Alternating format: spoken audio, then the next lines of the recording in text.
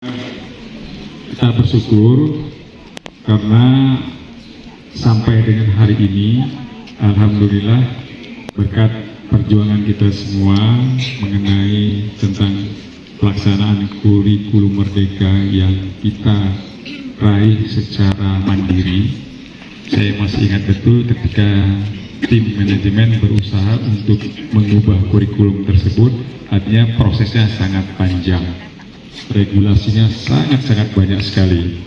Jadi tidak segampang membalikan tangan ke telapak tangan kita ini dalam hal mengubah kurikulum, ya.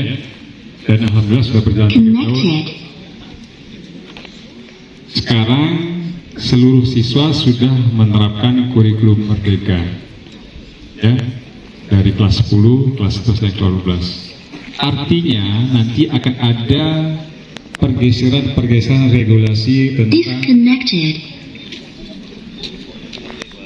tim manajemen dalam hal mengubah kurikulum dari instruksi pemerintah bahwa seluruh satuan pendidikan itu harus berubah kurikulum tentang pelaksanaan kurikulum merdeka.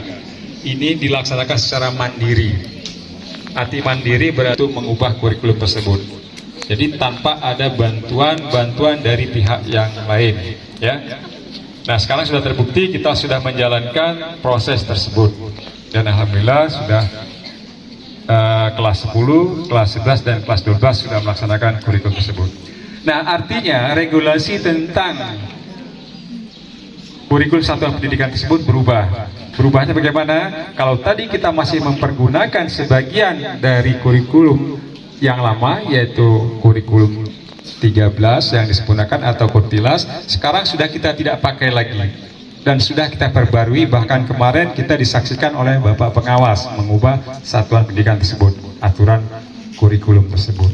Nah, hari ini akan kami paparkan agar kita semua tahu dan memahami, karena konsep tersebut akan berlaku selama kurikulum merdeka itu berjalan, dan bagi anak akan berlaku selama 1 tahun. Apa saja regulasinya nanti akan dijelaskan. Namun sebelum ke sana, Bapak ingin menginformasikan bahwa yang pertama terkait intinya tentang aturan sekolah, bahwa kebijakan sekolah masih memberikan toleran sampai dengan tanggal 17 Agustus Anda membawa HP. Gadgetnya silahkan sampai batas tanggal 17 Agustus. Ketika tanggal 18 Agustus sudah tidak ada lagi siswa membawa HP atau gadgetnya, ya. Dipreteli, ban, ditusuk-tusuk, ya. Nah, ini kita sudah pasang CCTV. Memang lemah kita CCTV kita cuma 1 menghadap ke motor yang banyak, yang samping belum akan kami pasang. Dan saya ingatkan, kami tidak mau lagi melihat siswa ketika hadir ke sekolah masih duduk-duduk di parkiran. Datang, parkir motor, langsung ke kelas. Tidak ada lagi yang namanya siswa parkir juga duduk-duduk di motor, ya. Tolong dicamkan itu, diingat itu. Terkait dengan menerapkan peraturan, ya, untuk ketertiban sekolah dan yang lainnya yang berkaitan dengan kepentingan sekolah, itu diberikan wewenang untuk menentukan tersebut, dan tidak lupa itu divalidasi oleh dinas. Nah, salah satu hasilnya yaitu terkait dengan kenaikan kelas. Mungkin ada yang berpikir masih bahwa kurikulum merdeka itu tidak ada yang tidak naik kelas. Itu adalah mindset yang salah.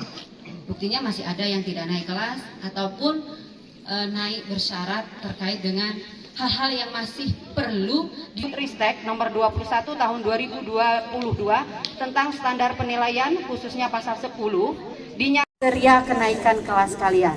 Di awal kurikulum merdeka sudah disampaikan, sehingga ini perlu dikuatkan lagi penyampaian bahwa intrakurikuler dan kokurikuler, terutama profil pelajar Pancasila, itu hal yang penting. Selanjutnya, mekanisme kenaikan kelas SMA Negeri 1 Gunung Alif dilakukan melalui musyawarah antara pendidik yang mempertimbangkan keseluruhan proses belajar peserta didik dan kriteria kenaikan kelas. Adapun kriteria kenaikan kelas yang telah disepakati antara lain, perhatikan baik-baik. Yang pertama, peserta didik memiliki kehadiran tatap muka pada setiap mata pelajaran 90% dari total hari efektif dalam 1 tahun. 90%. Artinya kalian absen itu hanya 10% maksimal. Ini diperhitungkan dari tatap muka tanpa memperhitungkan ketidakhadiran karena alasan tertentu selain sakit. Yang izin melalui WA oleh wali kelas, nanti wali kelas mengevaluasi lagi. Karena itu diperhitungkan 10% toleransi kalian, kecuali sakit. Kalau kalian sehat, kemudian beralasan sakit, ucapan itu adalah doa. Jadi jangan pernah main-main, izin itu dikasih alasan sakit padahal kalian sehat. Itu yang pertama. Untuk berikutnya, peserta didik harus mencapai kriteria ketercapaian tujuan pembelajaran pada seluruh capaian pembelajaran pada setiap mata pelajaran yang ditentukan sesuai ketentuan penilaian yang berlaku. Ini mungkin yang kalian masih ada yang beranggapan, oh kurikulum merdeka tidak ada KKM lagi. Memang tidak ada KKM, tetapi ada KKTP, kriteria ketuntasan tujuan pembelajaran. Masing-masing mapel itu sudah menyampaikan gurunya. Nah, di sini untuk KKTP itu sekolah ya sudah menyepakati terkait kriterianya. Nanti Ibu bacakan di poin berikutnya. Selanjutnya, peserta didik harus mencapai kriteria ketercapaian tujuan pembelajaran dengan kategori minimal baik ya pada mata pelajaran pada mata pelajaran pendidikan agama dan budi pekerti, pendidikan Pancasila dan bahasa Indonesia. Jadi 3 mapel itu wajib kriterianya baik. Kalau masih kurang berarti kalian terindikasi tidak naik kelas. Terus bagaimana dengan mata pelajaran lain? Kalau mata pelajaran lain boleh kurang. Boleh kurang ya, tapi bukan boleh tidak tercapai. Seperti itu ya. Jadi untuk 35 ke bawah itu belum tercapai ya. Jadi kalau kalian mendapat nilai 65 ke bawah itu artinya belum tercapai kriteria ketercapaian tujuan pembelajaran.